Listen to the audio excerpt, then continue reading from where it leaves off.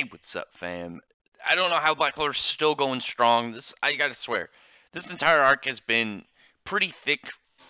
Like it's been really fire, but the last couple chapters especially have been insane. There's all these things falling into place, as well as opening up all these new doors and areas for the series to go. I mean, just like it was starting to get a little wild when we saw the fact that Charmy was a dwarf, and then shortly after we have a demon show up, and I'm still curious of where this demon ranks and everything. Like how many demons are there? Where does this demon sit? How does he relate to the five-leaf Clover demon? We still haven't gotten any interaction between the two yet, but I think that we are going to soon. Like it starts out, we have Mimosa who just arrives because her and Asta were just pulled in at the end of the last chapter, and she just does not know what is up with this demon. All it feels like something from another dimension, some otherworldly like horror that has now shown up. And Asta, who's thinking the same thing, but at the same time while holding onto his sword, he has this kind of like back thought of knowing what it is.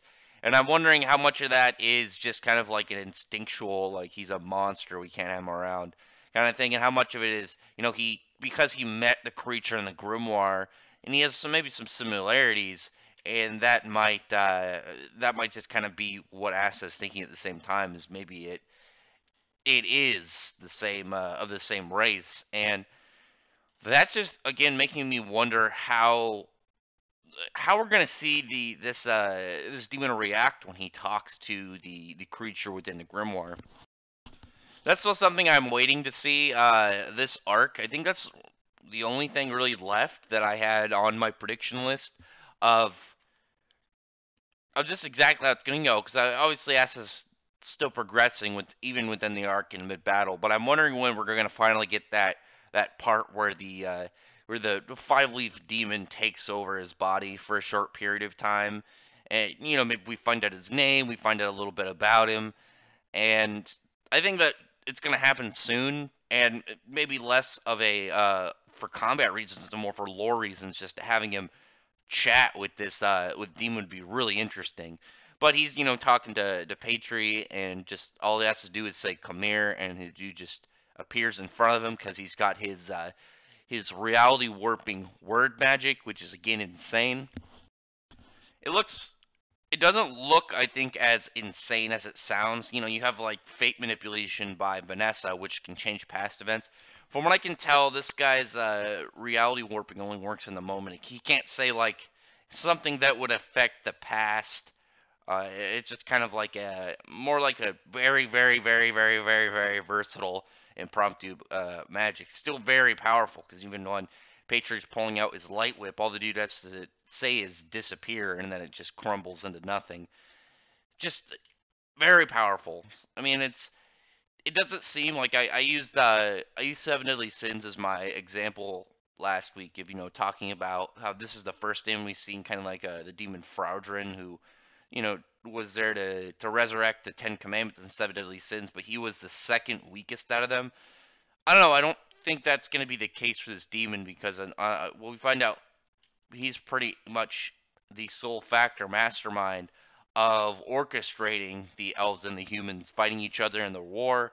At the same time, that he was responsible for the elves' reincarnation, and just kind of pushing everyone along this path. I'm still not sure he's gonna be like the top demon or anything, but I think he's for certain a big deal. Maybe the demons don't have rankings and they just have specialties. Like maybe this one's gonna be, maybe they'll use something like the actual the Seven Deadly Sins or Princess of Hell, and this is one of them. There's part of the theory I've seen that Asta and the creature within the Grimoire have some relation to Astaroth, and I believe that's a demon that's like works for Beelzebub. I'd have to double check, but anyway, Asta and Yuno team me up again, and I don't know. Even though they're upgraded forms, they're not full, And I think that's really cool right now because you see that kind of like partial form with Asta on his right side with the horn and the hook, or horn and the hook, horn in his wing, and Yuno who's got the wing and the crown, and that cool kind of like weird circular cuffling, and just the fact that when placed next to each other, you have them on opposite ends, like just kind of like pushes the rivalry of each of them having half of this. It doesn't feel at all like it's a one-sided rivalry. That's what I really like about theirs, because it on top of them having very good character interactions and very good synergy as rivals. Their rivalry feels really, really well set, and I think a lot of the panels make that. Especially last time when they teamed up against those two elves before they lost to Lick, to just them going into their powered up modes was standing side by side was amazing, and we're seeing that more here. And even what was also really cool from the Demon is just seeing what exactly his magic was capable of. Like obviously, I said like I don't think it's gonna be able to like it's all powerful, which is gonna be how they're gonna defeat it. Like it's more of in the moment, like what he can think of on the spot that doesn't like that affects the now really. And he has this like storm of blades, and he's got all these different weapons coming out, and they're mixed between real and magic. So Asta, some of them he's going to disperse with an anti-magic, but some of them are just going to deflect off, which I think is pretty cool.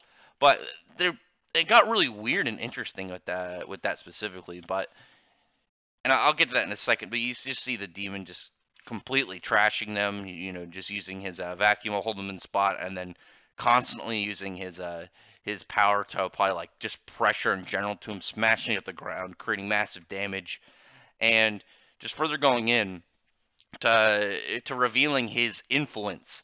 And it looks like from what he said that the first Wizard King and Licht were the reason that he wasn't able to succeed in being resurrected 500 years ago.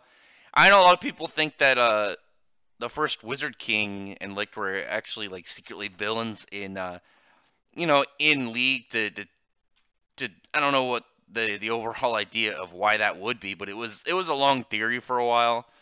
But it looks like that's not the case. They were trying to take out this, or prevent this powerful demon from coming into our plane of existence. Well, our plane of existence, their real life in their world. I'm getting a little, I was getting a little worked up, confused. I don't know what I'm saying sometimes. But the fact that he's now in this, not even in his real form because he doesn't have a set body. He's simulating this kind of like temporary state, and he's still this powerful is pretty impressive.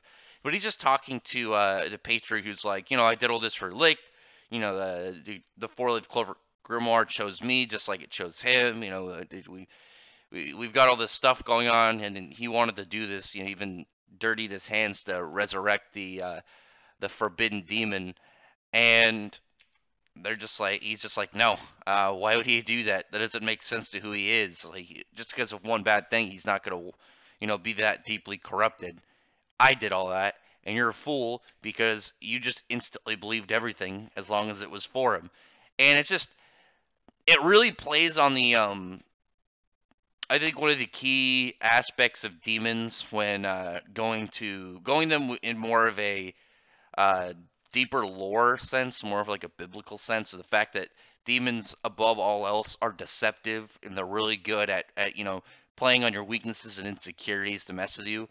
And there's tons of different demons in fiction, but I've always really liked the ones that really play on that, just because it's a very very interesting corner piece about their characters. The fact that they're always trying to trick and lead people down for their own schemes. And this guy definitely is fitting that bill already. And just the way that he talks on top of what he's doing really helps. And he just feels like he's smarter than we think he is already. And I do like that about him.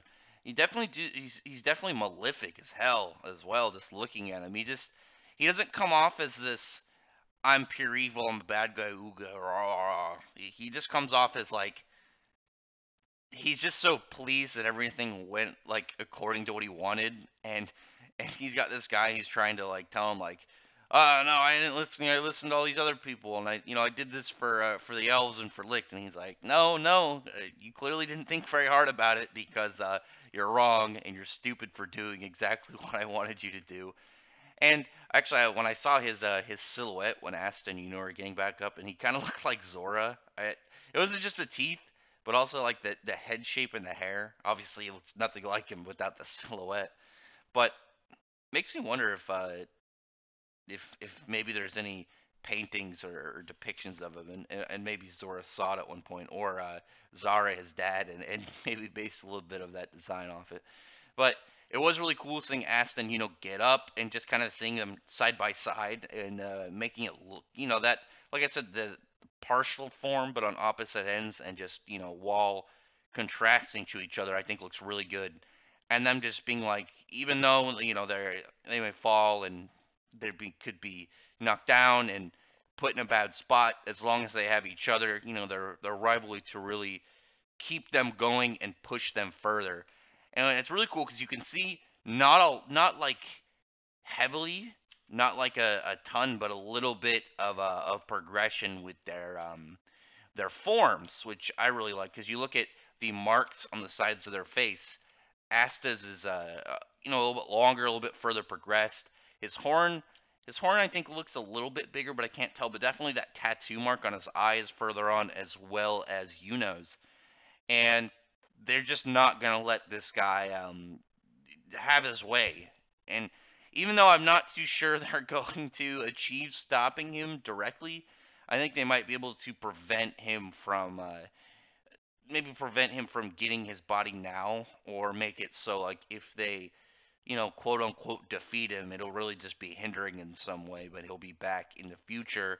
And I'm definitely curious to how that's going to play out, because one thing we know is that Tabata, like, a lot of his inspirations come from a lot darker series, and a lot like a lot planned in a way that he definitely has like, a whole layout going. Like, it's his favorite manga is Berserk, and he you can tell a lot of areas where he takes inspiration from Berserk and applies it to Black Clover. He'll take an idea, twist it around a little bit, and bring it over. But this whole bit, I'm still just not sure if they're gonna really win, and I would like to figure out how exactly they would win, but I don't know if I just don't see it really happening right now with this team. They're both pretty strong, and clearly they're constantly pushing each other past their limits, whether it's competing or just using each other as inspiration. And it just really lays out the whole idea of them being rivals, but at the same time, just how well they work together as a duo. And it was so cool when they're all powering up and further progressing themselves. You see, like, whose mana was becoming like this, so like torrential, and it was just kind of like breaking down physical objects around him. And Asta's anti magic doing the same was kind of just in an area dispelling magic. So you had all those like swords just completely just being knocked out by their combo and undoing them, and them just going in ready to take this guy out, ready to push forward and continue what they're doing. And you see a little bit of his wing breaking off in that panel, and it might be enough to hinder him. Like I said, it's not like it's going to defeat him, like he's gone forever and this is it. It's I think it's just going to be, at best, they're going to make it so he has to do a little bit more scheming. What I'm hoping, all right, what I'm hoping is he does succeed to a degree, and gets a body, but maybe gets like a child's body, or someone very young, or it's gonna just in general gonna take him a while to recuperate. Where we know he lived and we know he got through, but we also know it's going to, he's gonna have to bide his time, and it will be way further along the line that we'll see him return and do something. And while we get back to other stuff that we know what's going on in the background. And there's so many layers here of, we're getting lore dump, we're getting like aspects of the plot explained. Actually, looking at Asta's horn in that last panel, it's definitely a little bit bigger because its shape, instead of curving in, it looks like it curved, like it grew, and it's like hooking back out, which is pretty cool. And just that small panel on the side where you see it like partially hitting him, leading into that last one, where he's still grinning. He doesn't look hurt. He doesn't look like he doesn't look like he's struggling. He just looks entertained, and that's pretty spooky about him too. Like even the idea of him like being pushed and being threatened in any way just seems like a something for him to use, and that he could figure out a way to harness. And like I said, I'm hoping that he doesn't. I'm hoping that they're able to really stop what he's doing now, but in a way, like I said, that he'll just be like in the back and be building up over time of just an eventual enemy, and we'll get to like when them going back to normal arcs, and then just every once in a while we get like a couple pages of just him going around doing whatever it is he's doing, and just building up hype for that for the future. But anyway, drop a comment below on what you thought about this chapter. Like I said, Black Clover has been fire recently. It keeps going. It's going insane, and it's becoming like this arc is one of the best arcs I've seen in a while in shonen. And you can tell how much Tabata planned ahead, and how much he's making things work even in the times where he's doing shorter chapters.